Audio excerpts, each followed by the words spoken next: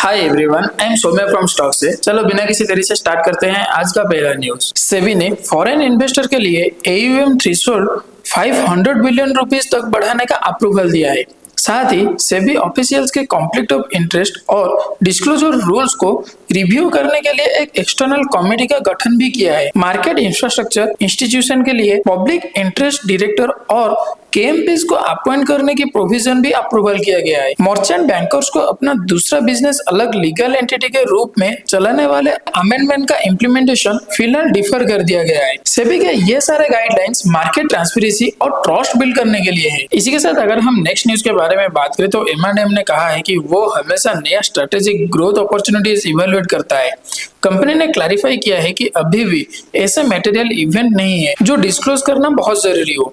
यह स्टेटमेंट तब आया जब रिपोर्ट में कहा गया कि M&M SML इशू में प्रोमोटर स्टेक लेने की बात कर रहा है। M&M भी ये भी कहा है कि अगर कोई भी सिग्निफिकेंट डेवलपमेंट होता है तो रेगुलेटरी नॉर्म्स के मुताबिक डिस्क्लोजर किया जाएगा। कंपनी अपने लॉन्ग टर्म ग्रोथ स्ट्रेटेजी के साथ ट्रांसपेरेंसी का भी ध्यान रख रहा है। इसी के साथ अगर हम नेक्स्ट न्यूज के बारे में बात करें तो एक हफ्ते बाद यूएस के रेसिप्रोकल टैरिफ्स लागू होने वाला है और इससे पहले ट्रंप ने साफ कह दिया है कि किसी को भी कट नहीं मिलेगा। अप्रैल 2 को उन्होंने लिबरेशन का नाम दिया है जो यूएस ट्रेड पॉलिसी में एक बड़ा बदलाव होगा। ट्रंप ने कहा है कि यूएस बहुत समय से बहुत नीचे रहा है पर अब ये बदलने वाला है। ऑटोमोबाइल, ल्यूम्बर और कई अन्य गुड्स पर नया टैरिफ्स लगाए जाएंगे। इंडिया को कम एक्सपोजर के कारण ज्यादा इम्पैक्ट नहीं होगा, लेकिन यूएस के ऑफिशियल ट्रेड टॉक्स के लिए इंडिया विजिट कर रहा है। इसी के साथ अगर हम नेक्स्ट न्यूज के बारे में बात करें तो ट्रंप एडमिनिस्ट्रेशन ने अनाउंस किया है कि जो भी देश वेनेजुएला से तेल खरीदेगा उसका यूएस ट्रेड पर 25% का एक्स्ट्रा टैरिफ लगेगा। ये स्टेप वेनेजुएला के गवर्नमेंट पर प्रेशर डालने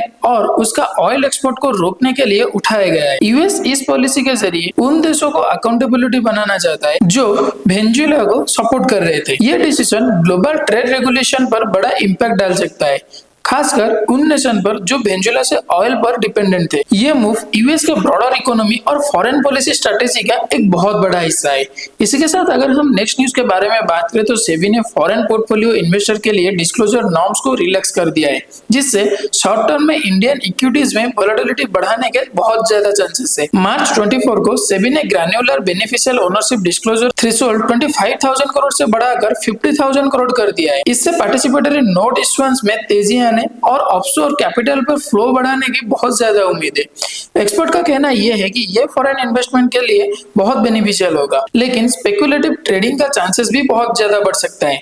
सेबी का फोकस मार्केट लिक्विडिटी को एनहांस करने के लिए साथ ही साथ पोटेंशियल रिस्क को भी बैलेंस करना बहुत जरूरी है। इसी के साथ अगर हम नेक्स्ट न्यूज के बारे में बात करें तो एक्सटर्नल ऑडिटर PwC मार्च 28 को इंडसइंड बैंक के अकाउंटिंग पेपर पर अपने रिपोर्ट सबमिट कर सकते हैं। इस रिपोर्ट में बैंक का फाइनेंशियल इरेगुलरिटीज को लेकर बड़ा खुलासा हो सकता है जो गवर्नेंस और कॉम्प्लायंस प्रैक्टिसेस को इम्पैक्ट करेगा। इन्वेस्टर और रेगुलेटर इस रिपोर्ट का इंतजार कर रहे हैं क्योंकि इसका मार्केट सेंटीमेंट और स्टॉक परफॉर्मेंस पर असर हो सकता है। इंडसइंड बैंक ने फिलहाल ऑडिट फाइंडिंग्स पर कोई भी स्टेटमेंट नहीं दिया है। इंडिया का बैंकिंग सेक्टर में फाइनेंशियल ट्रांसपेरेंसी और स्ट्रिक्टर ओवरसाइट पर ज्यादा फोकस दिया जा रहा है।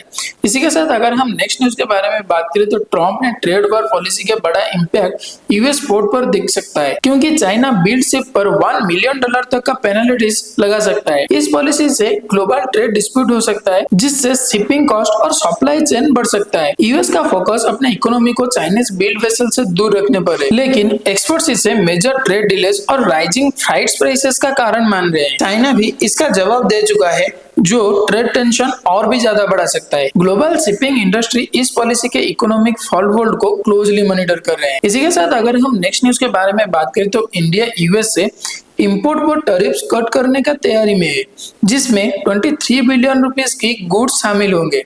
ये डिसीजंस यूएस के नए रेसिप्रोकल टैरिफ्स के इम्पैक्ट को कम करने के लिए लिया गया है जो अप्रैल 2 से लागू होंगे। न्यू दिल्ली के इंटरनल एनालिसिस के मुताबिक ये टैरिफ्स इंडिया के $66 बिलियन एक्सपोर्ट के 87% पार्ट को इम्पैक्ट कर सकता है। ट्रेड रेस्ट्रिक्शन ने मार्केट को डिस्प्यूट कर रहा है और पॉलिसी मेकर सोल्यूशन ढूंढने में लगे हैं। वेस्टर्न एलाइज भी इस ट्रेड टेंशन के इम्पैक्ट को मैनेज करने के लिए नए स्ट्रेटेजी एक्सप्लोर कर रहे हैं। तो ओवरऑल ये था आज का न्यूज अपडेट। अगर आपको हमारी वीडियो अच्छा लगा हो या फिर कुछ भी इंफॉर्मेटिव लगा हो तो आप हमें लाइक करें, शेयर करें और सब्सक्राइब करना मत भूलें। तब तक के लिए हम रहते हैं और मिलते हैं एक नए एपिसोड के साथ।